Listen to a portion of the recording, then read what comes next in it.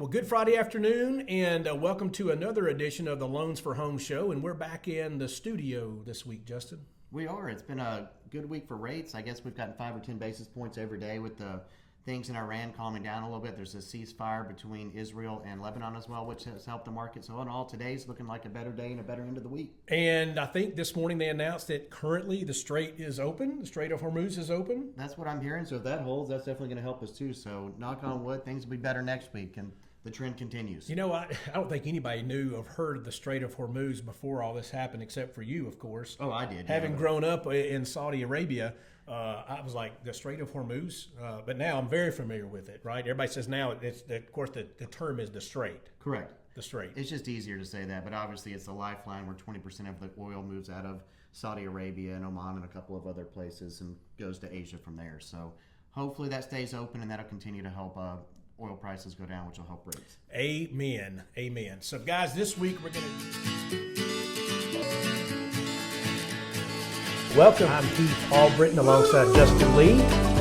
Yeah, I'm excited to be here. It's going to be good. Kind of get to know us and who we are, how we do business. We're going to talk all things mortgage. We're going to try to cover everything, Justin. So, Loans for homes. Loans for homes. This week we're going to do a deep dive into the disclosure portion of the loan process. Mainly, we're talking numbers, not all the other stuff that you're going to sign, but 3 documents in particular, a loan estimate, an initial closing disclosure, and a final closing disclosure. So first and foremost, when you apply for a loan, and not just for a pre-approval, Justin, but when it becomes an actual deal, right? They've got a house under contract, they've got a closing date, we know the terms, everything, and you've told us to move forward in the process. We're going to disclose that loan based on what we've discussed in terms of loan amount, down payments, all that good stuff. And you're going to receive several documents, but one of those is going to be what's called a loan estimate. So this is something you get up front. It's about 4 or 5 pages long, but it's going to go really in depth and talk about all of the numbers. The terms of your loan. So, right, it's going to start. This is it right here. And but it's going to show you everything in here. And it can be very confusing, even for guys that we look at every day. It can be confusing as well if you don't look at these all the time. So always feel free to give us a call. We do get calls on these, Justin, because our system in particular is defaulted to quote some a little higher fees on this thing, because our goal, guys, is to not underquote something. We'd rather overquote it and have you come in pleasantly surprised in the end. So sometimes when you look at that, you may say, well, that's a little higher than we talked about.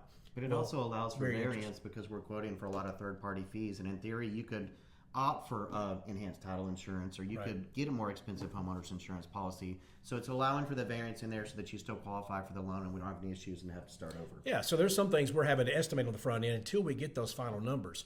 So Justin, maybe tell the folks, dive into this thing, tell them what information is on here, how it affects them, all that good stuff. So you want to start at the top of the form. It's going to tell you what your loan term is. Are you doing a 30-year, are you doing a 15-year, a 20-year? Are you doing a conventional loan? Are you doing an FHA loan? It's going to itemize all that at the top. It's also going to tell you if your loan is locked, what your address is, all that good stuff. And then you get into the meat and potatoes, which is your loan amount, your interest rate, your estimated payment, your principal and interest, and then your estimated escrows, taxes, insurance for a total payment. So if you are escrowing, it's going to show yes at the bottom of the form. Yes, you're escrowing for taxes. Yes, you're escrowing for insurance.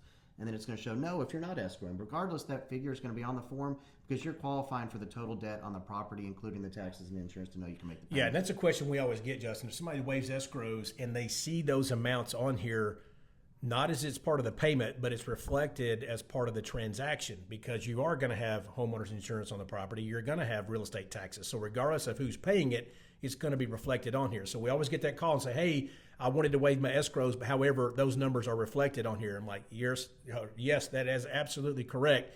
However, it's because we're having to qualify you with those in there. And even if you're not escrowing, we still got to approve your insurance. We still need you to have insurance on the property because that's the collateral that we're securing the loan to. Even though we don't escrow for HOA, that's also going to be shown on page 1 and page 2 because we know that you're going to have that payment. We know that there's transfer costs from the HOA to get you into the home. So all that's going to be settled at closing, and that's HOAs varied widely, so we're not going to have the exact numbers on the initial disclosure. And I'm glad you mentioned that because, guys, HOA fees, we don't know what those are on the front end. We haven't been able to gather the documentation yet. That information is gathered by the title company involved, and we will normally get that information in the end process that will show up on the other two estimates that we'll talk about here in a minute. HOAs are notoriously hard to deal with, so it can sometimes take a couple of weeks to get that data from them and what the transfer cost also. Yeah, so there's transfer fees. There's maybe capital contributions. We've seen in some cases there may be 7 or 8 different fees that show up from the HOA company in the end. That's essentially how an HOA funds themselves, is what you pay at closing when they transfer properties, so they get some extra money in that transaction. Yeah. But once again, this is very detailed. We encourage everybody, whoever you're doing business with, if you've got questions, obviously when you receive that loan estimate, and again, it is an estimate at this point, reach out and call us, call your loan officer, whatever that may be. Now, let's fast forward in the process, Justin. The loan's been approved and everything. We're getting closer to closing. The federal government requires us as lenders to send out what's called an initial closing disclosure no later than 3 days prior to the actual closing date. You can send it sooner than that, but no later than 3 days. So that document has a lot of the same information that the loan estimate did, but at that point, we know your insurance, so that's going to be reflected in there. We may or we may not know the HOA fees at that time, but those numbers are going to be different. Your rate is going to be locked at that point in time. That's correct. So that again, 3 days prior to closing, you do have to acknowledge receipt of that. We do that through our app. When we send that to you, we ask you to e-sign this document that day, so we start that clock and make sure we don't miss the closing date because of something like that a signature was missed. But again, that's 3 days prior to closing, initial closing disclosure. Now, during the process, something may change. The sales price could change. Your loan amount might change. The appraisal may come in different. Each time an occurrence happens where you lock your rate, when something that major happens during the process, we're going to have to redisclose that as a change of circumstance, which is part of the loan estimate. So we'll send you a new loan estimate through the process to acknowledge that change that you did occur or receive on your loan. So now, once we send that initial closing disclosure to you 3 days prior to closing, we're also going to send a copy of that to the title company, Justin, so they can start working on the final numbers, therefore getting the final closing disclosure. Correct.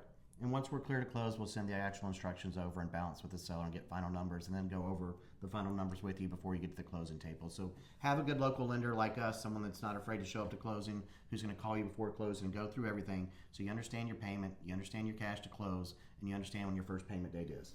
Yeah, and that's the document, guys, that you want to make sure, because that's what you're going to sign on the dotted line for. If there are mistakes on there, that's the time to address it so we get it corrected prior to closing. But those numbers should be really accurate in terms of what you expected. And does it reflect, my earnest money I paid up front? Does it reflect any credits from the seller or the lender for title insurance or closing costs or whatever that may be? Is the interest rate what I expected? Is the loan amount what I expected?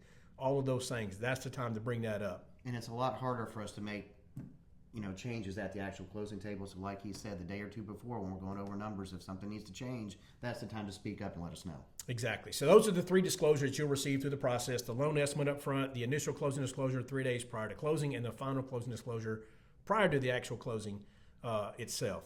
So on a completely unrelated note, will you tell us about the bar fight you were in? I think he's referring to this. So, I'm telling everybody it was a bar fight, but embarrassingly, I was going to play golf with a couple of customers, got my golf bag out, and my golf bag fell over, Justin. I went to grab it. My finger got caught. It broke 2 bones in the finger and completely detached the tendon, causing surgery Friday of last week. So here we are. So we say all that, so if he's a little slower on the trigger on the email train, cut him some slack and maybe give him a call. Yeah, I'm having to do everything left-handed now, and I'm right-handed. So, well, one other thing we want to talk about, guys, we have a big event coming up next month. It's called the Palooza, and we do those at guaranteed rate. This one's in Nashville. It's going to be Thursday, May the 14th from 6:30 to 10:30. Justin, we have reserved the entire rooftop at the One Hotel in Nashville. It's an unbelievable venue. Skyline views of downtown. We're going to have the current DJ of the Chicago Bulls. He will be here to play music all night. We've got magicians from the House of Cards here in Nashville, and we have an electronic violinist, which I love. It's so cool to hear that. We're going to have drinks. We're going to have food. Good time. Again, this is Thursday, May the 14th. We've got about 400 spots. We've already fulfilled about 300 of those the last I heard. So you have to RSVP. We'd love for you to join us. Go to the link, Rate Palooza Nash 26.eventbrite.com and RSVP today if you want to do that. We'll put a link on the on the site here in just a few minutes when you see this. And go to that link and reserve today if you want to join us on Thursday, May the 14th. Like you said, spots are limited. It's the first one in Nashville. It's going to be awesome. We'd love to see y'all there. So have a great weekend. If you have questions, give us a call. My number is 865-406-8486. And I'm 615-347-0578. See you